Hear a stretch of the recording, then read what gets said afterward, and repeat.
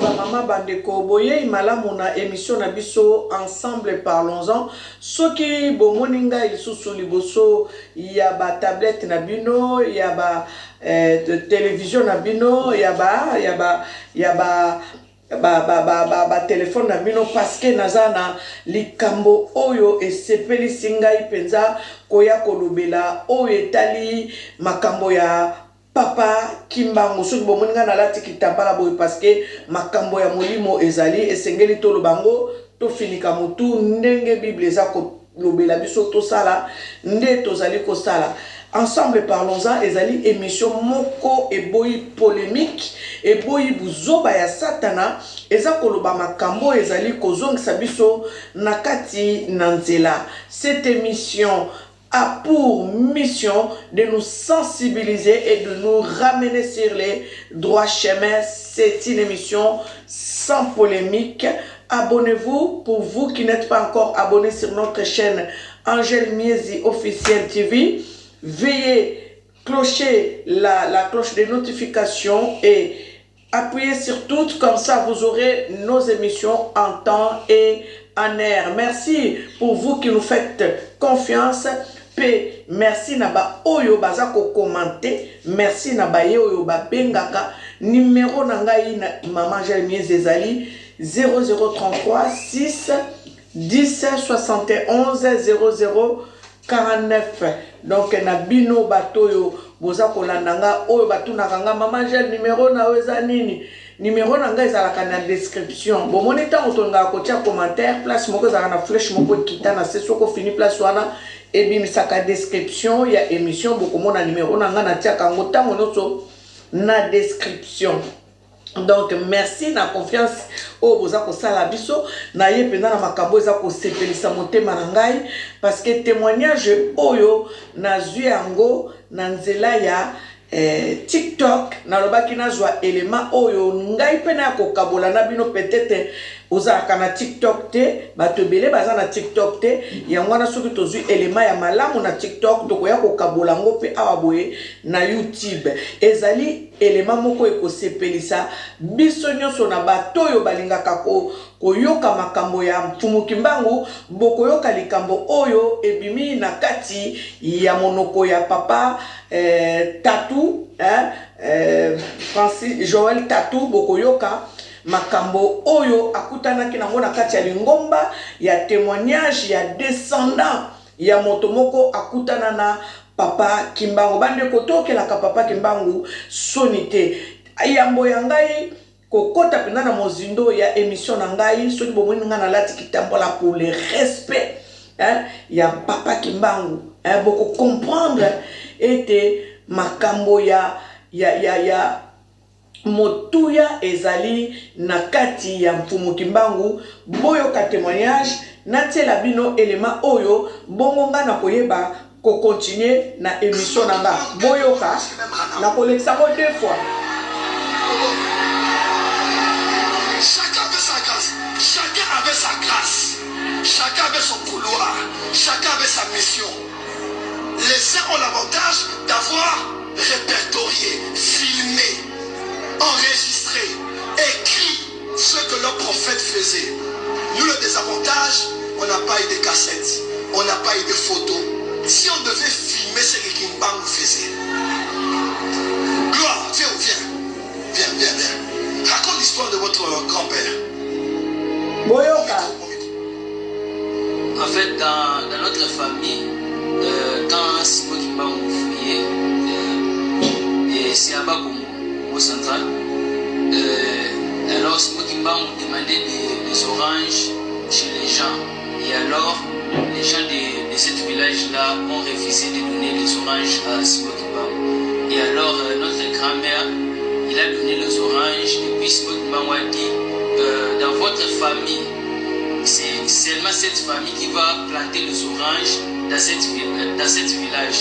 Et jusqu'à aujourd'hui, c'est notre famille qui plante des oranges dans cette village. Quand les autres essaient, ça ne marche pas. Donc quand les autres essayent de planter, ça ne marche pas. Donc c'est seulement notre Anagi là. Depuis combien d'années? Ah, ça fait longtemps. Ça fait longtemps. Ah, ça fait vraiment longtemps. Ça fait presque un siècle. Donc 100 ans, il a dit, comme vous m'avez donné des oranges, je vous donne le monopole et l'exclusivité. La terre va respecter vos graines. Hey, l'homme est mort 100 ans plus tard. Kamasopayaka. Alupale Kamasopaya. Aria Basopaya. Oh, je sens l'onction ici. 100 ans après, prophète glacier, les autres sèment. Engrais chimique, ça ne marche pas. Pas parce qu'un vivant parlait, mais les paroles d'un mort sont restées dans l'atmosphère. Comment? Eh bien, il a dit même. Bien aimé, Natiena nous pose, Bokoyoka suite, Nakozongi sango, Bokoyoka suite, il y a témoignage, Oyo, Nalimina Limbola. Mfumu Kimbangu, tango abandaki kotambola tambola akomaki na village moko oyo babengi Nangila soki na prononçango bien na Bas-Congo dans le Congo central. Akomaki na village wana asengaki malala les oranges epai ya bato ya mboka wana. Eza kaka ndenge moko tango Yesu alingaki kolia figue asengaki alia figue figuier ekokaki kopesa ye figue te amodisaki figue wana. Sikoyo tozwa Mfumu Kimbangu aleki na mboka ya Nangila na Congo central asengi bato ya mboka wana ba orange, bato ya mboka wana bapimelaka Mfumu Kimbangu ba orange. Mais ancêtre grand-père ya mwana oyo azo témoigner pa ya Joël Tatou ye apesaki Mfumu Kimbangu ba orange. Tango apesi Mfumu Kimbangu ba orange, Mfumu Kimbangu apambolaki ye alobaki na ye boye ndenge yo pesinga ba orange oyo bato mosusu bakolona ba orange wana ekopesa te, ekobota te, ekopesa semence ya fruit ya malonga te, me yo okobandolona ba orange okozwaka ba orange ya malonga. Nde eloko esalemelaka bango na mboka wana ti lelo. Mwana oyo alobi na kati ya mboka wana eza kaka na koko na yende abandaki kolona ba orange kino na mokolo lelo pe ba orange etosaka ebotamaka na ndenge ya abondance. Me bato mosusu oyo baza pe na ba orange me pesaka malala ya malonga te. Pourquoi? Parce que Mfumu Kimbangu esi alakelaka bango. Natie pause na ko continuer. Bandeko, na yo oyo ondimaka Mfumu Kimbangu sepela. Bomoni pasteur Joël Tatou alobi nini? Alobi batu mosusu bazwa avantage sur biso parce que bayela biso makambo oyo bandimisa biso na makasi. Nde yango wana omoni bazalaka na avantage sur biso. Batu mosusu pe baza na avantage sur biso lokola babranamise baza na avantage. Pourquoi? Parce que bafilma makambo brana masala, bakoma makambo brana masala, yango omoni baza na avantage pe likolo na biso bana ya Congo. Malheureusement pour na biso bana ya Congo, makambo Kimbangu asala na mboka na biso bakoma yango te, bato mosusu bakoma koloba ngo boye ndenge toyoki mwana oyo sire makoko na bango abetela bana na ye badesanda na ye lisolo. Nde koko oyo azokende ko témoigner yango na église ya Joël Tatou. Bozo mona ba makambo oyo biso toyebaka te, oyo bato mosusu bayebi, oyo pe bato mosusu ba experimenta. bandeko nga na landa soki na lobelaka kimbangu na lobelaka pamba te parce que na landa ba témoignage ya bato a Équateur bisika papa kimbangu aleka ndenge ba mona miracle ndenge batu mususu bakufi na ba 117 ans na landa tata moko ya 117 ans moto ya Équateur azo témoigner ndenge akutana na papa kimbangu makambo yo papa kimbangu asala na mbandaka yangwana esengeli na biso e photo lukaka to yeba to comprendre même pas kutu kaka na mbandaka kaka na Kinshasa na mboka lutendele kuna papa kimbangu atambola likolo libanga lokolo na ye empreinte na ye tikala na libanga empreinte wana soki oke oni ata place wana lokolo moko te ekokanaka na empreinte wana parce que eza tellement munene bitambe na ye eza tellement munene lokolo no soki lokolo nyonso evandesaka lokolo wana ekokaka parce que lokolo moko te ekokani na lokolo wana papa kimbangu atika bamakambo esengeli toyebaka yango oyo Pasteur Joël Tatou alobi avantage, c'est l'avantage. Batu mususu bazanango parce que ya bango ba komango, batu nyonso bakende kotanga, batu mususu ba filma et le motikala papa kimbangu a multiplié ba fruits. Natala témoignage moko ya mama ya tata moko azoloba ndenge papa kimbangu a multiplié ba safu. Balia ba safu balia ba safu balia ba safu ezo silate. Ezana ba témoignage belé oyo makambo papa kimbangu asala aloba na batu bokanga misu to bondela batu bakangi misu ba bondela ba se retrouver na ngambo mosusu ya rivière moto ya kangaka misu te atikala donc ezana ba témoignage belé oyo esengeli toyeba pona makambo ya mfumu kimbangu yango bomoni papa diangenda alobaka alobi na kati ya mboka na biso Congo bazoba bazate babato bazoba bazate ezozanga na bino kaka eloko moko yango bomoni bato bazana ba doctorat bazana ba licence bazana ba diplôme minene bazoko kosala eloko te parce que il vous manque quelque chose il vous manque la reconnaissance en fait la reconnaissance de mfumu kimbangu ça veut dire que ba makambo papa kimbangu asala oyo batu ba bomba o batu ba lobelaka te o batu ba yokelaka soni koloba kutu makamba kimbangu eza tabu ndenge biso to lobela makamba kimbangu boy eo bakaka mama jela bungi tete mama jela za na avance sur batu belé oyo ba yebi na vérité sur kimbangu te. Pasteur Joël Tatou, en tout cas, na lobby, bravo. Parce que, yécoute à bomba kanayete. Joël Tatou a sandima, même na chambre naye, a tia photo ya kimbangu ya munene, banda comprena.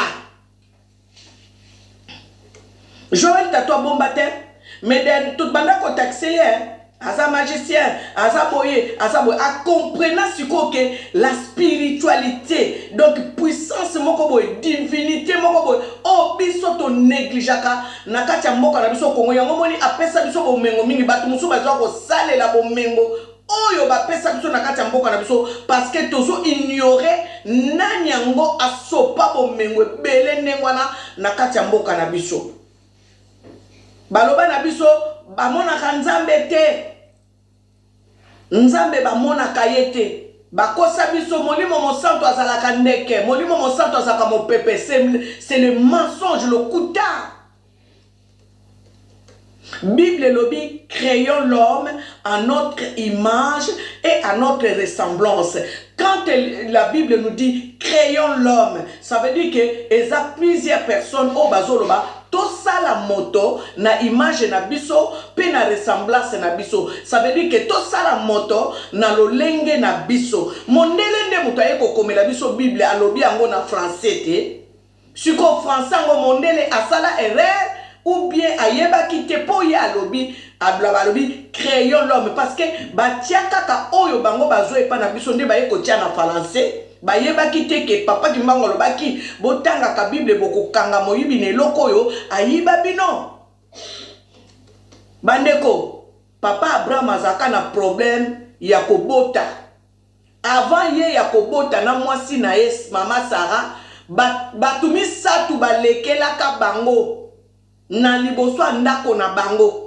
Boye baka batumi satu wana lelo siko na fongolela bino na pesa bino rema sikoyo. O bino bokende ko luka rema botangela kabiso ba verset biblique kaka ba même verset biblique wana botangela kabiso mikolo nyonso. Ça fait combien d'années toyebi nzambe kaka ba verset biblique wana bopesa kabiso mikolo nyonso bokende ko luka ka rema te. Batumi satu wana oyo bakendeki kokutana na Abraham. Oyo bakendeki koloba na Abraham ke nane oyo na mvule koya kaka na même période yo koyeba kobota. Batumi satu wana banani. Eza bato balobaki créons l'homme à notre image et à notre ressemblance. Ça veut dire que Dieu le Père, Dieu le Fils, Dieu le Saint-Esprit. Siko na niatie siko po na nini? Po boko comprendre suite ya témoignage ya mwana mobali oyo na koyeba ko commenter. Bandeko, tolongwa na kati ya ignorance, tolongwa na se ya tobima na se ya vunga, tobima na se ya bakwet.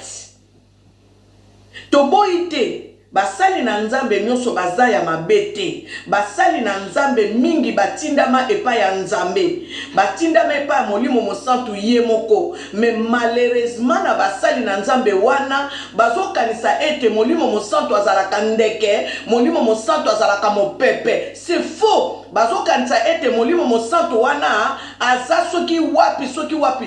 Molimo mosantu soki aussi découvrir ye okoyeba komi yeba d'abord kutu yo muto zali nani. Nzamba alobi na kati ya Bible ke oza Dieu. Tant nzamba alobi oza Dieu, ça veut dire que toi-même tu es le Saint-Esprit. Ça veut dire que Dieu le Père, Dieu le Fils, Dieu le Saint-Esprit. Yango moni na kati ya Bible bazolo banabiso osana pouvoir. La vie et la mort sont au pouvoir de la langue. Parce que langue na yo ezali ya monokono ezali ya nzambe. Ya mwana moni nzambe quelque part pe na Bible alobi na kati ya mokanda Jérémie 15 ceux qui na se trompé alobi si tu sépares ce qui est vide de ce qui est précieux, je ferai de ta bouche ma bouche. Oza représentant ya nzambe tata, nzambe mwana, nzambe molimo mosantu. Bandeko, nzamba se contredisaka te. C'est parce que tozo tanga Bible na ba verset kaka o tozo mona facilité. Tokende ko luka makambo papa Kimbangu alobaki botanga ka Bible boko kanga moyibi na eloko yo ayiba bino.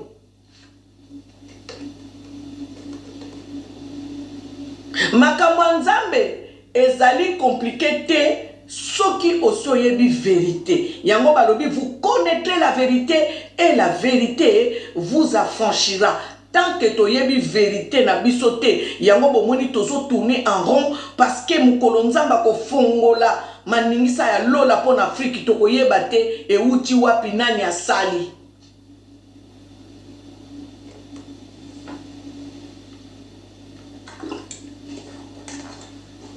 Mutu mwindu eza na nenga mabete na zoloba na yo to bakisa un plus na connaissance otoza nango ya liloba ya nzambe. Parce que tant tozo tala na ba référence biblique bisika bazolobela kabiso un fleuve sortait de l'Éden. Quand on le lit dans les livres de Genèse, tout ça pour comprendre que fleuve wana ezo sortir d'Éden ezalaki na Afrika. Soki boteli carte Afrique ya kala boko mona ke Afrique mobimba babenga kango Éthiopie. Donc tozo mona ke moto akelamaki na Afrique, jardin d'Éden eza na Afrique.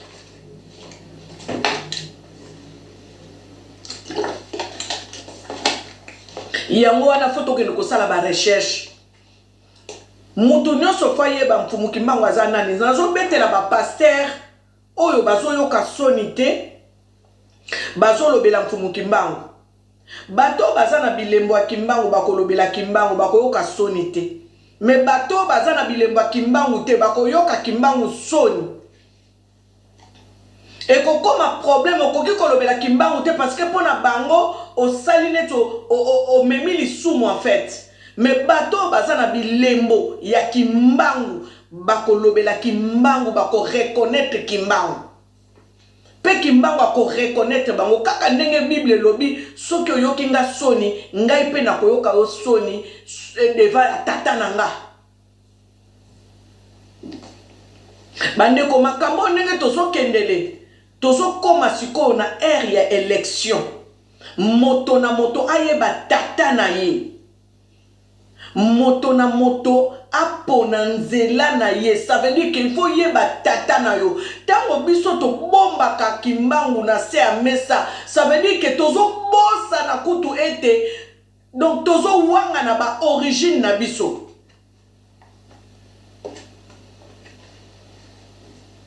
Omoni mundela yaki yepa na biso asali nini? Awanga nisi biso banzambe ya bakoko na biso babandaki kobelela. Roi ya Belgique tango atindi ba émissaire na ye na mboka ya Congo.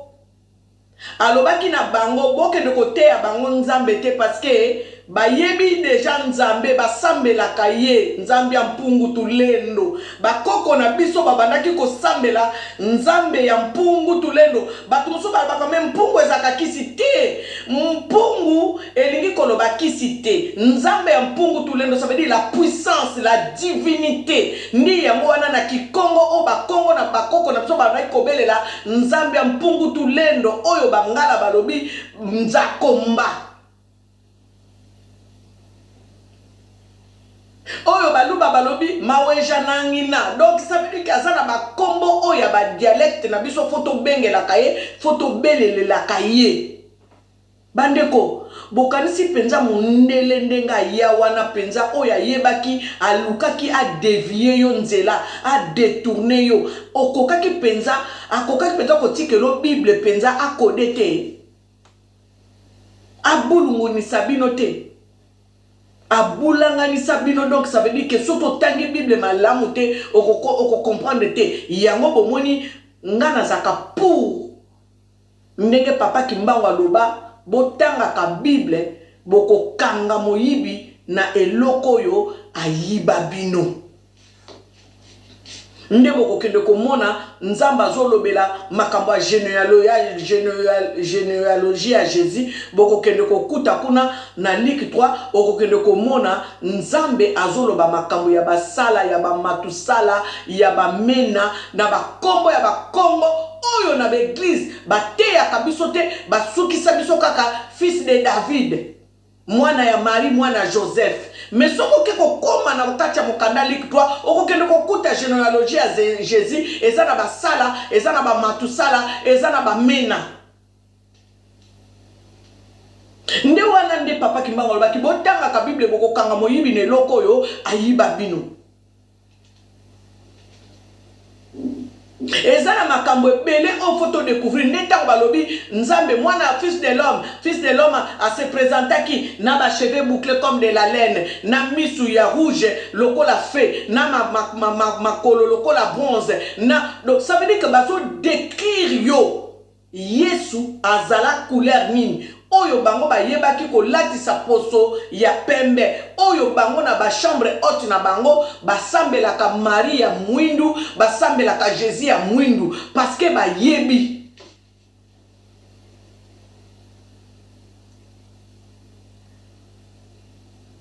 Papa ake na Kenya ake ko sala discours kuna na 1981 papa ake ko loba alobi Jésus-Christ est noir et il vit au nord de l'Angola.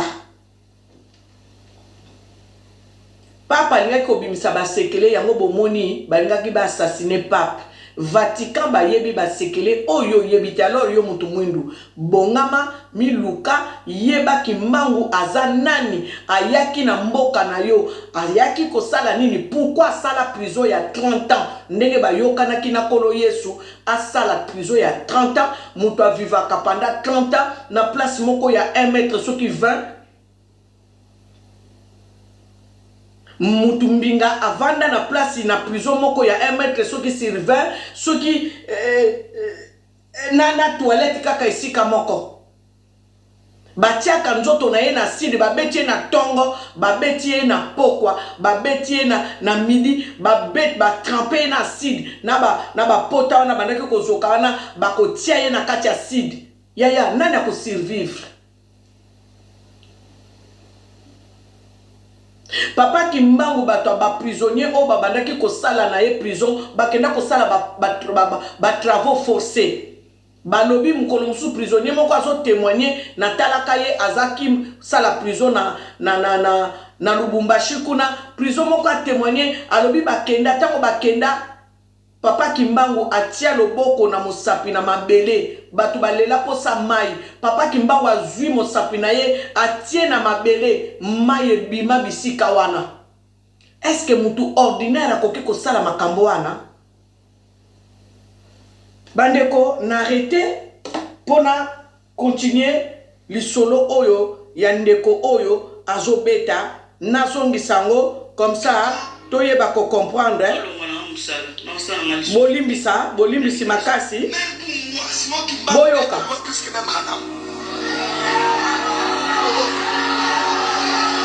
Chacun avait sa grâce, chacun avait sa grâce, chacun avait son couloir, chacun avait sa mission. Les uns ont l'avantage d'avoir répertorié, filmé, enregistré, écrit ce que leur prophète faisait. Nous, le désavantage, on n'a pas eu de cassettes, on n'a pas eu de photos.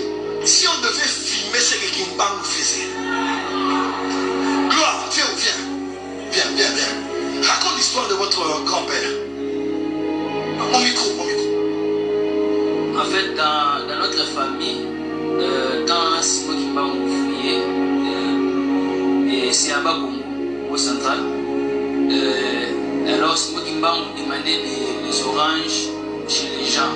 Et alors, les gens de ce village-là ont refusé de donner les oranges à Simon Kimbangu. Et alors, notre grand-mère, il a donné les oranges, et puis Simon Kimbangu a dit, dans votre famille, c'est seulement cette famille qui va planter les oranges dans cette village. Et jusqu'à aujourd'hui, c'est notre famille qui plante des oranges. Quand les autres essaient, ça ne marche pas. Donc quand les autres essayent de planter, ça ne marche pas. C'est seulement notre Alani là.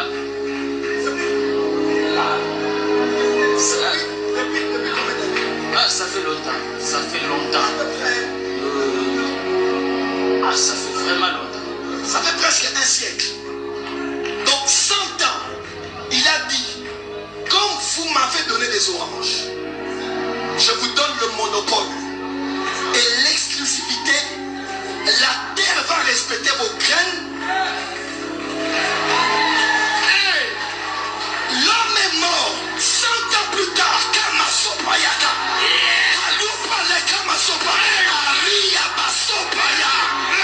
Oh, je sens l'onction ici.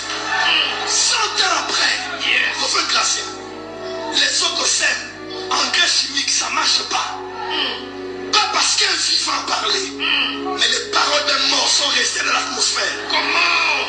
Eh bien, il a dit même que quand il va vouloir mourir, il va venir. En plus, il a ajouté, quand tu vas mourir, je vais venir te prendre. Et alors, les jours où notre grand-mère voulait quitter cette terre, non, déjà mort. Et alors, il y avait des hommes habillés en blanc, ils sont venus, ouais, physique. Donc, ils ont parlé avec notre grand-mère, et puis à la fin, quand il est parti, notre grand-mère aussi, elle est morte. Kimbangu était où quand les deux hommes en blanc sont venus par là sa grand-mère? Fouloussi. Même pour moi, Simon Kimbangu est de loin plus que même Ranam. Bien-aimé, vous avez compris, prophète Joël Tatou a appelé son fidèle pour témoigner parce que les fidèles et les petits-fils, il y a Kokonaye, Oyo Kokonaye, amona miracle.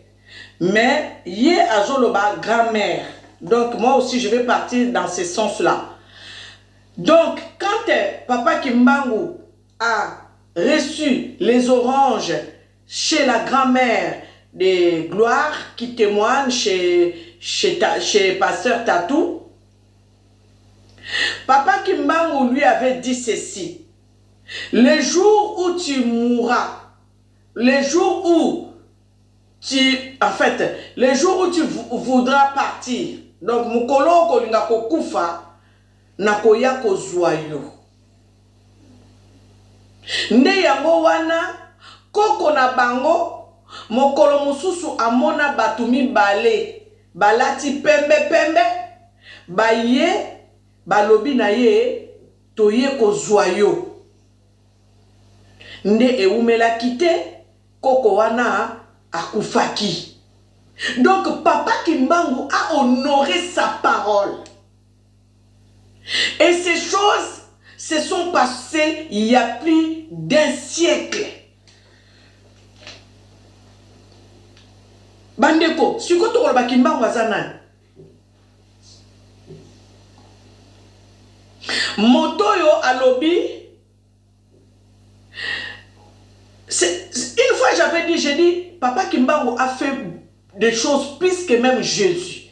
Parce que Jésus a dit, hein, je m'en vais, je vous enverrai le Saint-Esprit.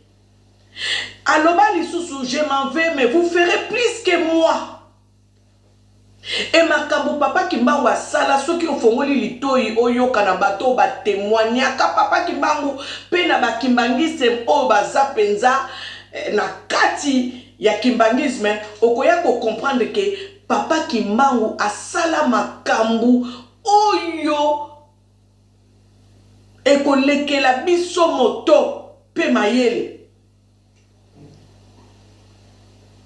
Papa Kimbangu tango bakangi ye bamemi ye bazokende nzela mai ya bato ya bato ya bato. Et comme a place moko boye Papa Kimbangu asenga asokola. Papa Kimbangu akiti na bato ya ba Belge. Atamboli likolo ya mai. Bazotala ye. Papa Kimbangu avandi likolo ya mai azosokola nzoto na ye likolo ya mai. Sikoyo balobi témoignage onga na yoka ya motoyo azalaka na kati ya bato wana na Papa Kimbangu. Papa Kimbangu atia loboko na mai atomboli savon.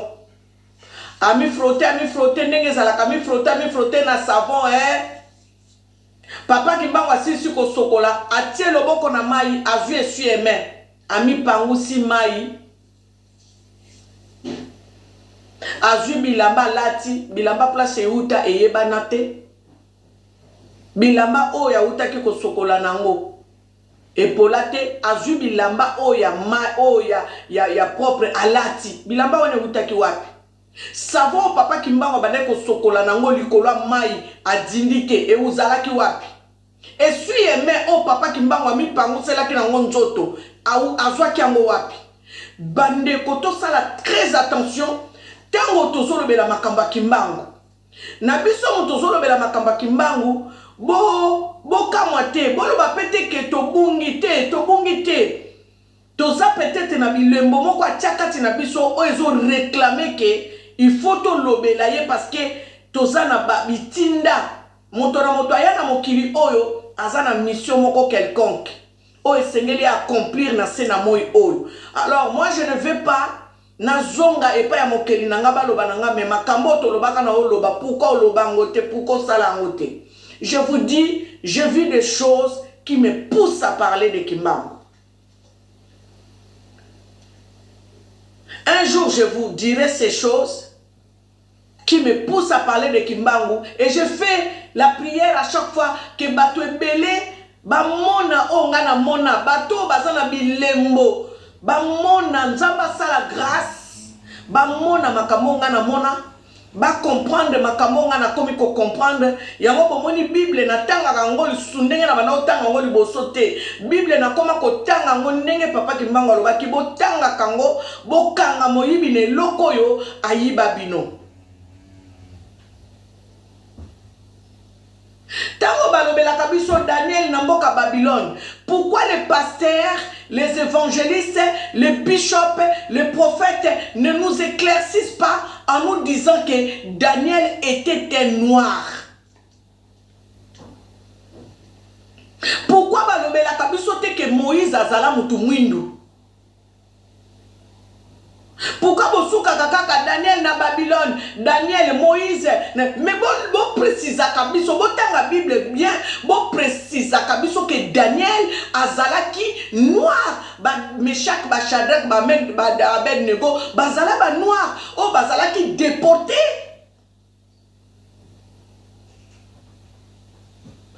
Lobi bazwaka bango de famille noble, ba famille noble wana bazalaka nani, ba famille noble bazalaka bato ba uta na kati ya mboka ya royaume, donc ça veut dire royaume Congo, bato mwindu bango wana nde doté d'une grande intelligence et d'une grande sagesse nde ya momoni bato na Égypte batonga ba pyramide wana etonga na mindele te ezala bato mwindu ba esclave o ba uta epa na biso ba ya kotonga Égypte antique. Mais ba pasteur okoyoka bango ba kolobela biloko wana te ba pasteur balobaka kaka Daniel na Babylone alonga likulo bankosi. Mais Daniel était qui? Quelle était la couleur de peau de Daniel? Pourquoi beauté ya kabiso te ndenge ba décriva le fils de l'homme o yazalaki na cheveux ya crépi o yazalaki na miso rouge o yazalaki na makolo lokola bronze? Pourquoi les pasteurs ne le disent pas? Pourquoi ba prêcha kabiso angote? Pourquoi ba prêcha kabiso kaka évangile o ezali ya koluka kaka matériel ya koluka kaka parce que soki to yebi vérité te to kozala affranchi te. Bible le dit vous connaîtrez la vérité et la vérité vous affranchira. Et nous ne connaissons pas la vraie vérité. Nous survolons la vérité. La vérité, la parole de Dieu c'est vrai. Beaucoup qui expliquer biso, beaucoup qui côté avec onction, beaucoup qui côté avec puissance. Mais la vérité profonde, nous ne connaissons pas. Daniel azalaki na posoni. Oyo balobaki Daniel avait un esprit supérieur. Parce que Daniel nenga zawana aboyaki ko gumba melanzamba ba babylonien. Parce que Daniel azalaki na nzambe na bandaki ko belela mpungu tulendo maweja nangina nzakomba lokombe kombe lolo la senji nde nzambe Daniel ayebaki nde yango wana memaka ye na Babylone aboyaka ko gumba mela banzambe ya bikeko. Alors ça, il faut le préciser. Parce que tant que vous précisez, boko zongi sabiso ne bandeli. Vous comprenez de place na komi? Boko zongi sabiso ne bandeli ba pasteur, ba évangéliste. Boko zongi sabiso ne bandeli ke tolo bake tolanda nzambe oyo Daniel abandaki kobelela. Alors ceux qui au tie scanner, au tie radio, oye bako comprendre nzambe nini Daniel abandaki kobelela. Eza ye wana ne nzambe mpungu tulendo maweja nangina mbumba lo mpina nzakalunga lokombe komelolo la senji oyo babengi mpanda jila. Bandeko, tout ça là, très attention. Nous survolons l'évangile. Abraham n'était pas un blanc.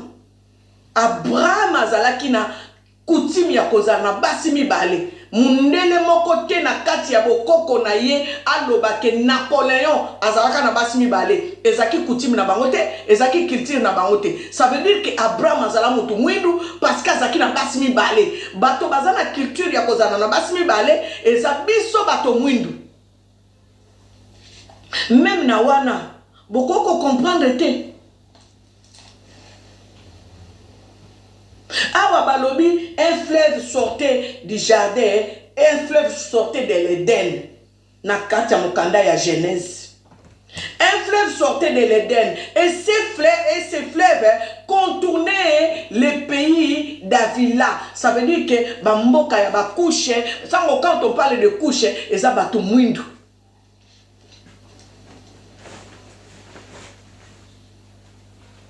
Bozo comprendre makambo ndenge zali, mais pourquoi ba passer bo me makabiso te bozong sa kabiso ne bandelité? Pourquoi bozong sa biso ne bandelité?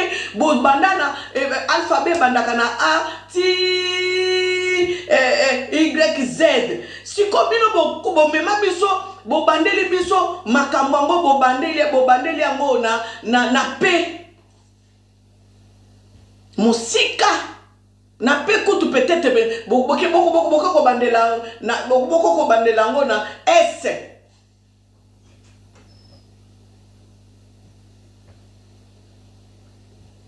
Vous comprendre?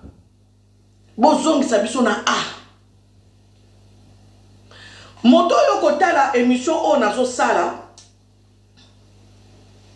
Eza te po na bungisa biso nzela, eza pour te réfléchir, to lobby ensemble parlons-en, c'est une émission qui a pour mission de nous ramener sur les droits chemins. La Bible dit, vous connaîtrez la vérité et la vérité vous affranchira. Vous qui lisez la Bible, vous qui décortiquez la Bible, vous qui rentrez dans la profondeur avec rêve, avec onction, ramenez-nous au commencement. Ça veut dire que vos zongi sabiso, bisika papa kimba waloba ki botanga Bible, bokanga moyibi neloko oyo ayiba bino, botala likambo liki 3. Bota la généalogie à Jésus. Bosimba kate eloko na ngai eloko na bate yanga ngo te na kati ya chambre na ngane nzambe ate yanga ngo ye moko na kotanga Bible. Alobi est-ce qu'on comprend makambo ucho tanga ngana bina comprendre bite o comprendre te zongela lecture na nga ne nzamba bina nga. Pourquoi na l'église bate ya kabino teke na généalogie à Jésus ba mena baza ba sala bazali ba matusala bazali? Mais c'est écrit dans la Bible. Pourquoi vous ne connaissez pas la version et c'est pas ça bandimi pour vous vendre ça bandimi na katia se apongi. Bon pesa biso ba verset biblique ya boyo ali bo banda sikoyo ko décortiquer bolo bake sala wana zalaki nani matu sala zalaki nani pourquoi mena pourquoi sala pourquoi matu sala. Po batu banda ko réfléchir batu na kanzamba wazala ka nzamba ngonde nani to kokoma ko comprendre ce qu'on nzambe boyebi soki moto ami yebite eza pasi pona ye esengeli moto ami yeba isengeli moto yeba ADN na ye euta wapi eza ya nani azwango pa nani esengeli parce que soki te tokoza na problème boyeba ka bana babotaka na kati ya bandako mabala o bazaka bana batata wana te bana wana bazalaka